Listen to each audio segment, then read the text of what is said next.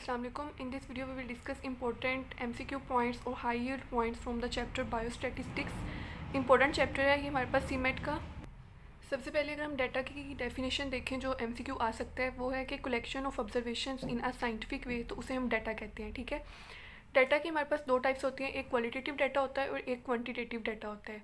Qualitative data को categorical data भी कहते हैं। ठीक है, क्वालिटेटिव नाम से ही जाहिर हो रहा है कि किसी भी करेक्टरिस्टिक की बेसिस पे अगर हम कोई डाटा बनाएंगे तो उसे क्वालिटेटिव डाटा कहेंगे, और क्वांटिटेटिव जो है किसी क्वांटिटी की बेसिस पे अगर हम डाटा बनाएंगे तो उसे क्वांटिटेटिव डाटा कहते हैं। अब क्वालिटेटिव डाटा के आगे दो टाइप्स हैं, एक नॉमिनल है और एक ऑर्डिनल है।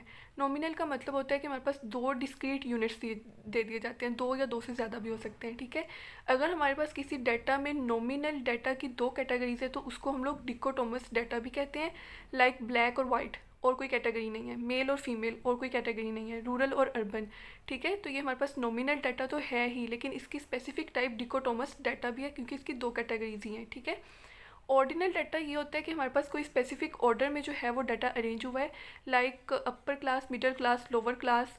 और इसकी जो क्वालिटेटिव डाटा इसकी प्रेजेंटेशन हम करते हैं बार डायग्राम से, मैप डायग्राम से, पिक्टोग्राम और पाई डायग्राम से। ठीक है, वो किसी भी वो पूछ सकते हैं qualitative data can be presented by following. ठीक है, इनमें से कोई एग्जांपल दे सकते हैं और बाकी जो है वो क्वांटिटेटिव डाटा की एग्जांपल्स दे के वो पूछ सकते हैं। तो आपने याद रखना है कि इसकी प्रेजेंटेशंस बार डायग्राम है, मैप डायग्राम है, पिक्टोग्राम है और पाई डायग्राम है। नेक्स्ट जो है वो क्वांटिटेटिव डाटा की दो टाइप्स होती हैं, एक डिस्क्रीट और एक कंटिन्यूअस। डिस्क्रीट जो है उसमें क्या होता है कि एक वेरिएबल कांस्टेंट होता है और अदर जो है वो चेंज हो रहा है, लाइक दूसरा जो है वो चेंज होगा।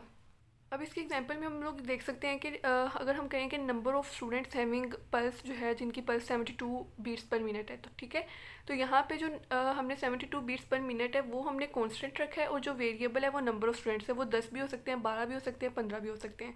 तो ये हमारे पास क्या है, क्वान्टिटेटिव डाटा की डिस्क्रीट टाइप है। कॉन्टीन्यूस डाटा में ये होता है कि नो एंड, कोई एंड नहीं होता। लाइक अगर हम कहें कि पूरी क्लास का बीपी मेजर करना है हमने, तो हर बच्चे का बीपी जो है वो डिफरेंट होगा। तो ये कॉन्टीन्यूस डाटा जिसकी कोई एंड नहीं है, हमें पता नहीं है कि उसका एंड किस चीज़ पे होगा। ठीक है, तो ये आपने याद रखना है। नेक्स्ट जो है वो हमारे पास सेंसस की दो टाइप्स होती है, एक डिफेक्टो होता है और एक डीजर होता है। डिफेक्टो का आपने याद रखना है कि यहाँ पे हम लोग इस सेंसस में पर्सन जो होता है उसको उस जगह पे काउंट करते हैं जहाँ पे वो सेंसस के टाइम पे प्रेजेंट है। ठीक है, और डीजर में हम उसे उसकी रेजिडेंस पे लाइक उसकी जहाँ पे वो रहता है वहीं पे उसको हम काउंट करेंगे, तो उसे हम डीजर कहते हैं। तो डीजर क्या है कि person is counted at the place of his और हर रेजिडेंस, तो उसे हम डीजर कहते हैं। अब आगे लेटेस्ट सेंसस जो है हमारे पास 2017 का है। ठीक है, ये भी MCQ आ सकता है। क्लास इंटरवल को देखा जाए तो इसको हम कैसे फाइंड करते हैं, तो उसका फॉर्मूला होता है range over desired number of groups. ठीक है, तो अब हमें दे के एक डाटा जिसकी रेंज दी हो और डिज़ायर्ड नंबर ऑफ ग्रुप भी बताए होंगे, इस डाटा के इतने ग्रुप्स बनाने हैं तो उसका क्लास इंटरवल फाइंड करें, तो आप इस फॉर्मूले से कर सकते हैं कि range over desired number of groups. ठीक है, अब रेंज का फॉर्मूला क्या होता है कि maximum value minus minimum value is equal to range. और नेक्स्ट जो है इंपॉर्टेंट MCQ पाई चार्ट का, कि जो पाई चार्ट है ना, अगर किसी भी उन्होंने डाटा में हमें परसेंटेजेस दी हुई हैं और बताया पूछा हुआ है कि इसको हम किस तरह से रिप्रेजेंट करेंगे, तो वो हम मोस्टली पाई चार्ट से ही रिप्रेजेंट करते हैं।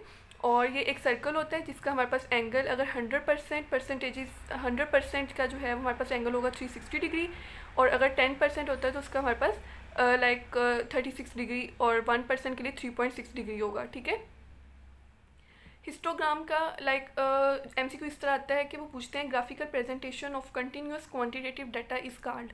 तो इसकी आपने डेफिनेशन याद रखनी है कि ये हिस्टोग्राम की डेफिनेशन है। ठीक है, और दूसरा ये हमारे पास MCQ आ सकता है कि इस तरह से pectoral diagram of frequency distribution table is called, तो वो भी हमारे पास आंसर हिस्टोग्राम है। फ्रीक्वेंसी पॉलीगॉन जो है वो कैसे ऑब्टेन होता है, joining the mid point of histogram block. Like MCQ में आएगा कि what frequency polygon is obtained by joining the mid point of histogram block. ठीक है, लाइन डायग्राम शो करता है ट्रेंड ऑफ इवेंट्स को विद पैसेज ऑफ टाइम से। ठीक है, और नेक्स्ट जो है हमारे पास मेजर्स हैं सेंट्रल टेंडेंसी की, जिसमें मीन, मीडियन और मोड है। मीन जो है वो हमारे पास मोस्ट अफेक्टेड मेजर होती है, मीडियन जो है उसको हम मोस्ट प्रेफर्डली यूज़ करते हैं, और मोड जो है वो हमारे पास लीस्ट अफेक्टेड मेजर होती है। ये तीनों MCQ के पॉइंट्स हैं, वो इसी तरह से पूछते हैं। मीन का फॉर्मूला होता है हमारे पास सुमेशन x/n, x जो है वो हमारे पास नंबर ऑफ़ वैल्यूज़ हैं। ठीक है, और मेजर ऑफ डिस्पर्शन की बात करें, पहले हमने मेजर्स ऑफ सेंट्रल टेंडेंसी की बात की है, वो मीन, मीडियन और मोड है। मेजर्स ऑफ डिस्पर्शन की बात करें तो वो हमारे पास रेंज है, मीन डेविएशन है और स्टैंडर्ड डेविएशन है। मीन डेविएशन का फॉर्मूला होता है समेशन x माइनस एक्स बार ओवर n, और स्टैंडर्ड डेविएशन का होता है समेशन x माइनस एक्स बार का स्क्वायर ओवर n और अंडर रूट। और अगर हमारे पास सैम्पल साइज़ जो है वो लेस दैन 30 है तो उसके लिए हमारे पास जो डिनोमिनेटर है वहाँ पे n-1 आ जाता है। नेक्स्ट जो है वो हमारे पास वेरिएंस और स्टैंडर्ड डेविएशन का रिलेशन है। तो स्टैंडर्ड डेविएशन होती है स्क्वायर रूट ऑफ वेरिएंस, और वेरिएंस जो है वो हमारे पास होगा स्टैंडर्ड डेविएशन का स्क्वायर।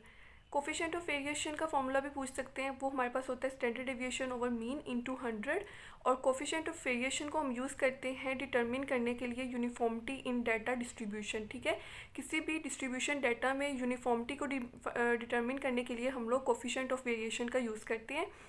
नेक्स्ट स्टैंडर्ड एरर का फॉर्मूला है, स्टैंडर्ड एरर जो है वो हमारे पास होता है standard deviation over square root of n। ठीक है, ये सारे फार्मूलाज जो हैं वो वैसे भी पूछ सकते हैं, और इसकी कोई स्टेटमेंट दे के आपको फाइंड करने के लिए भी कह सकते हैं, तो ये आपको आने चाहिए। नेक्स्ट जब हमारे पास नॉर्मल डिस्ट्रीब्यूशन कर्व होती है, इसके जो कुछ पॉइंट्स याद रखने हैं वो ये है कि नॉर्मल डिस्ट्रीब्यूशन कर्व का जो मीन होता है वो 0 होता है, और स्टैंडर्ड डेविएशन जो है वो 1 होती है। ठीक है, उसके अलावा जो 1 स्टैंडर्ड डेविएशन है वो डिस्ट्रीब्यूशन कर्व जो है उसका 68.3% एरिया कवर करेगी, प्लस 2 स्टैंडर्ड डेविएशन जो है वो 95.4% एरिया कवर करेगी, और जो +-3 स्टैंडर्ड डेविएशन है वो 99.7% एरिया जो है वो कवर करेगी। नेक्स्ट जो है हमारे पास आता है पॉजिटिव सिक्योर डिस्ट्रीब्यूशन, और एक होता है नेगेटिव सिक्योर डिस्ट्रीब्यूशन। ठीक है, एक नॉर्मल डिस्ट्रीब्यूशन है और उसके आगे 2 टाइप्स हैं, पॉजिटिव और नेगेटिव। जो पॉजिटिव होगा उसमें हमारे पास क्या होता है कि मीन मीडियन से ज़्यादा होगा और मीडियन मोड से ज़्यादा होगा, इस ऑर्डर में जो है वो हमारे पास वैल्यूज़ की अरेंजमेंट होगी। दूसरा पॉइंट ये होगा कि टेल जो है वो हायर वैल्यू की तरफ होगी, और मेजोरिटी ऑफ डाटा जो है वो लोअर वैल्यू की तरफ होगा। डिस्ट्रीब्यूशन अपीयरेंस जो है वो राइट कर्व की तरफ टिल्ट होगी। ठीक है, ये आपने 4 पॉइंट्स पॉजिटिव के लिए याद रखने हैं। नेगेटिव में जो है वो इसका अपोजिट हो जाएगा, वहाँ पे क्या होगा कि सबसे ज़्यादा हमारे पास वैल्यू मोड की होगी, फिर मीडियन की होगी, और लीस्ट वैल्यू जो है वो हमारे पास मीन की होगी। टेल जो है उसमें लोअर वैल्यू की तरफ होगी। ठीक है, और मेजोरिटी ऑफ डाटा जो है वो हायर वैल्यू की तरफ होगा, और डिस्ट्रीब्यूशन अपीयरेंस जो है वो लेफ्ट तरफ जो है वो टिल्ट होगी। तो ये हमारे पास पॉजिटिव और नेगेटिव सीक्यू के डिफरेंट जो है वो एमसीक्यू पॉइंट्स हैं। नेक्स्ट हाइपोथेसिस है। हाइपोथेसिस में जो 2 एमसीक्यू आते हैं वो टाइप 1 और टाइप 2 के बारे में आते हैं। टाइप 1 को हम अल्फ़ा एरर भी कहते हैं, और टाइप 2 को बीटा एरर भी कहते हैं। अल्फ़ा एरर ये होता है कि अगर हमारे पास नल हाइपोथेसिस ट्रू है और उसे हम रिजेक्ट कर देना तो वो हमारे पास अल्फ़ा एरर होता है, और अगर हमारे पास नल हाइपोथेसिस फॉल्स है लेकिन हम उसे एक्सेप्ट कर लें तो वो हमारे पास बीटा एरर होगा।